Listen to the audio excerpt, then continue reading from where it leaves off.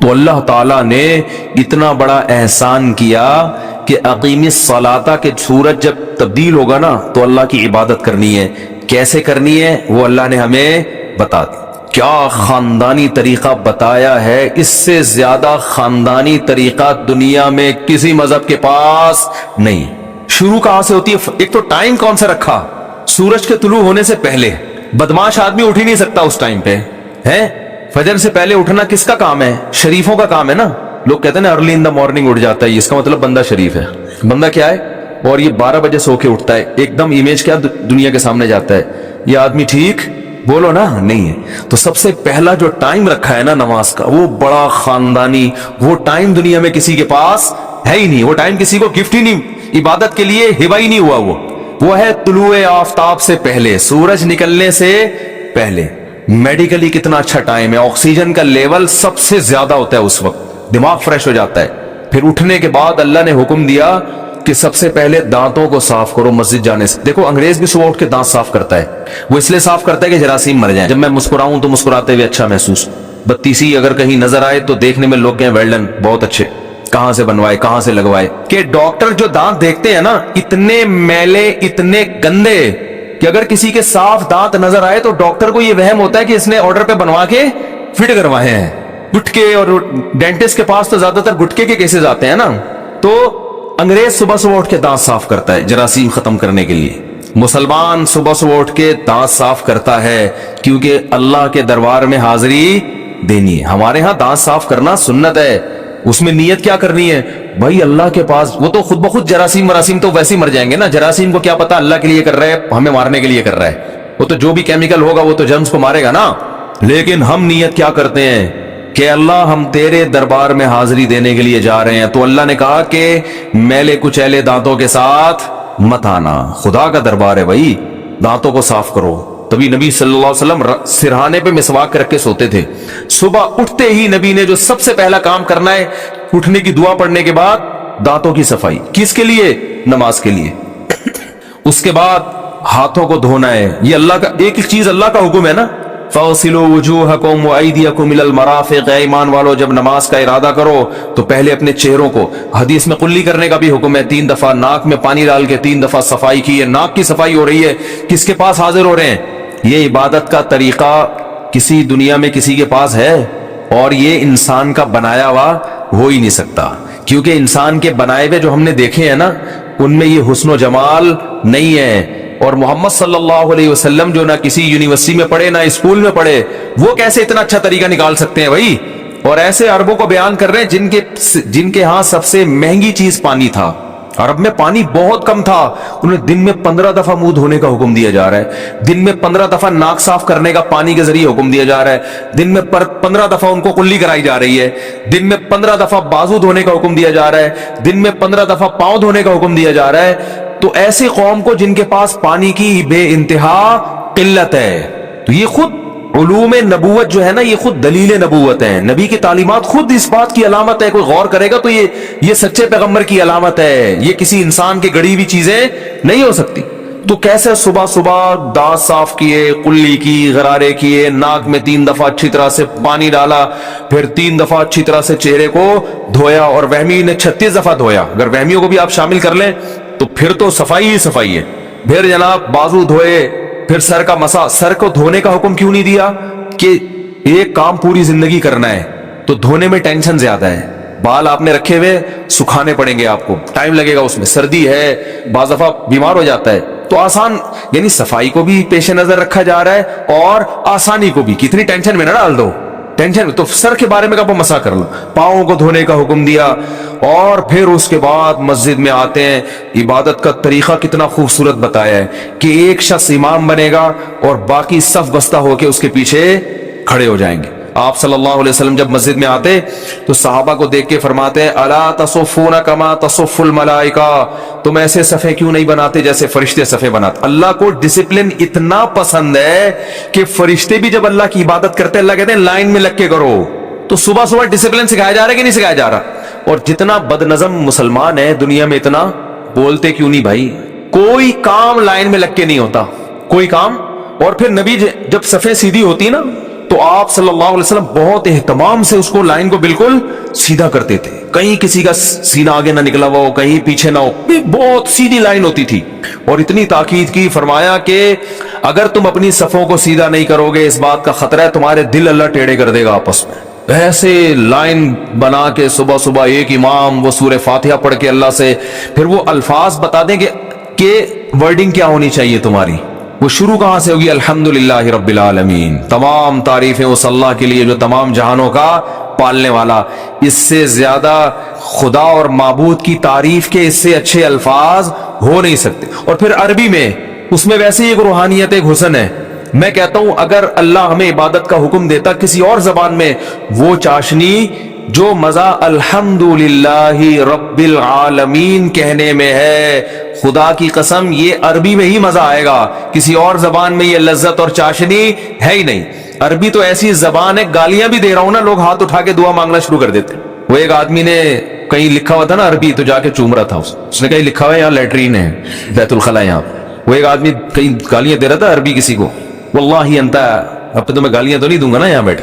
تو وہ دوسرا کہتا ہے پاکستانی کیا میرے لیے بھی دعا کرنا یار، آپ اس کے لیے اتنی دعائیں دے رہے ہیں. زبان میں لذت ہے، چاشنی ہے. آپ دیکھو امام حرم جب عربی میں دعا مانگتے ہیں کیا خوبصورت اس میں ایک عجیب نورانیت پیدا ہوتی ہے. وہ اردو، پشتو، پنجابی میں نہیں ہو سکتی، وہ انگلش میں نہیں ہو سکتی. ایسی زبان کی اللہ نے سلیکشن کی. آپ دوسری زبانوں کو اٹھا ہندو کی دیکھ لو، وہ چاشنی وہ لذت نہیں ملے گی، آپ کسی بھی زبان میں نہیں ہے. قرآن عربی میں انسان پڑھتا ہے. سورہ مریم دیکھو، کاف ہا یا عین صاد، ذکر رحمت ربک عبدہ زکریا اذ نادى ربہ نداء خفیا قال رب انی وہن العظم منی واشتعل الرأس شیبا ولم اکن بدعائک رب شقیا. ایسے خوبصورت الفاظ ہے کہ جب حضرت جعفر طیار نے نجاشی بادشاہ کے سامنے سورہ مریم پڑھی ہے نا، وہ پھوٹ پھوٹ کے رونے لگا. اس کی داڑھی تر ہو گئی، بھیگ گئی داڑھی. جتنے پادری بیٹھے تھے سارے رونے لگے.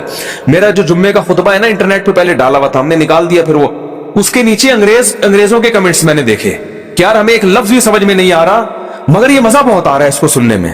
گوروں کے کمنٹ میں نے خود پڑھے ہیں، وہ عربی کا خطبہ، تو وہ خطبہ سمجھ میں نہیں آ رہا پھر بھی مزہ.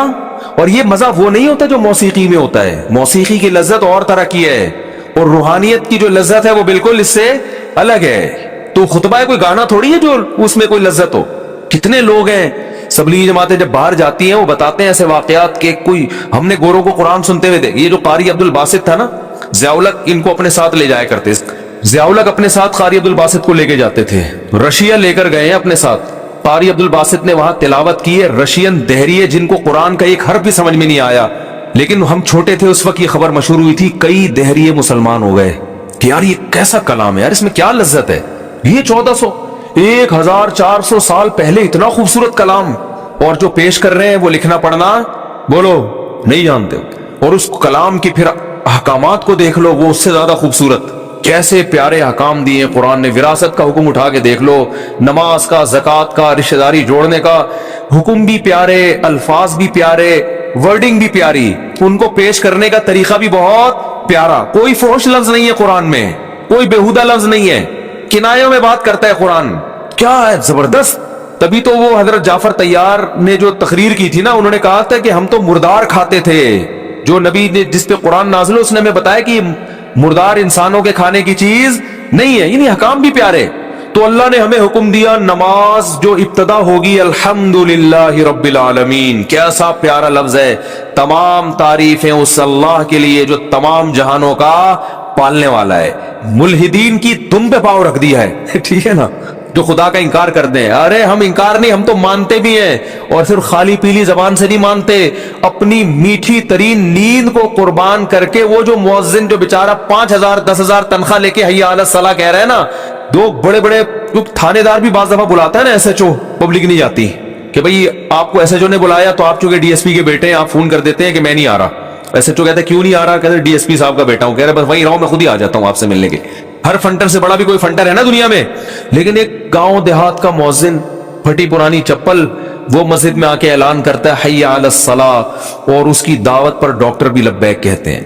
اس کی دعوت پر آرمی کے آفیسر بھی لبیک کہتے ہیں, اس کی دعوت پر جو ہے وہ انجینئر بڑے بڑے وہ بھی لبیک کہتے ہیں, اس کی دعوت پر بڑے بڑے لوگ بادشاہ بھی لبیک کہہ کے مسجد کی طرف جا رہے ہوتے ہیں, کیونکہ پتہ ہے کہ یہ دعوت اس کی نہیں ہے. یہ بیچارہ غریب ہمیں اگر بلائے تو ہم تو پولیس کے کہنے پہ نہیں جاتے, اس کے کہنے پہ کیوں جائیں گے.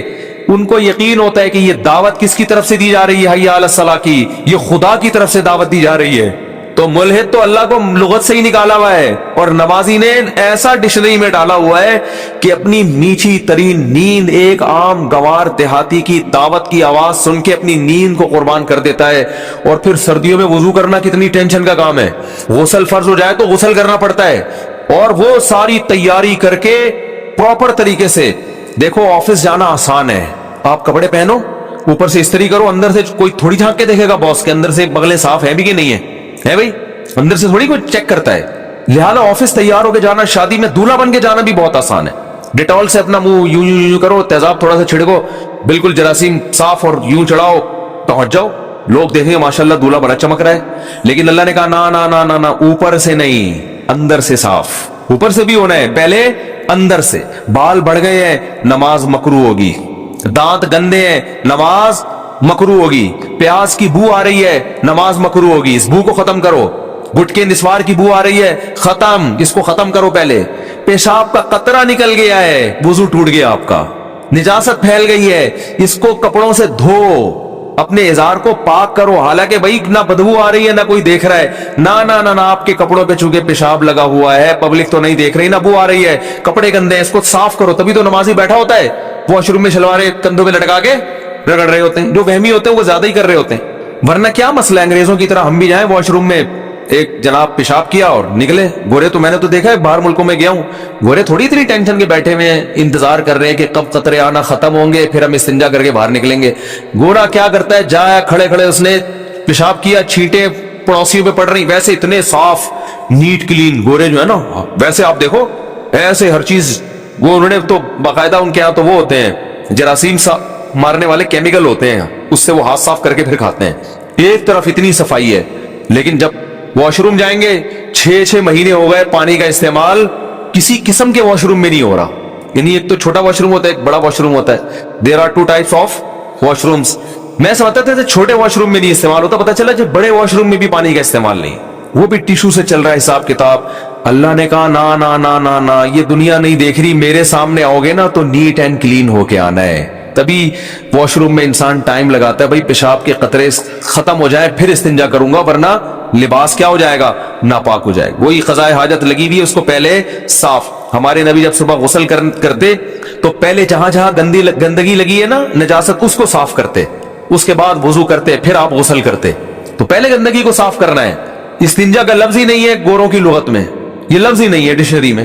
تو اس طرح سے انسان اتنا تو آفس جانا بھی, نمازی کو اپنے کپڑوں کو پاک رکھنے میں بڑی تکلف سے کام لینا پڑتا ہے.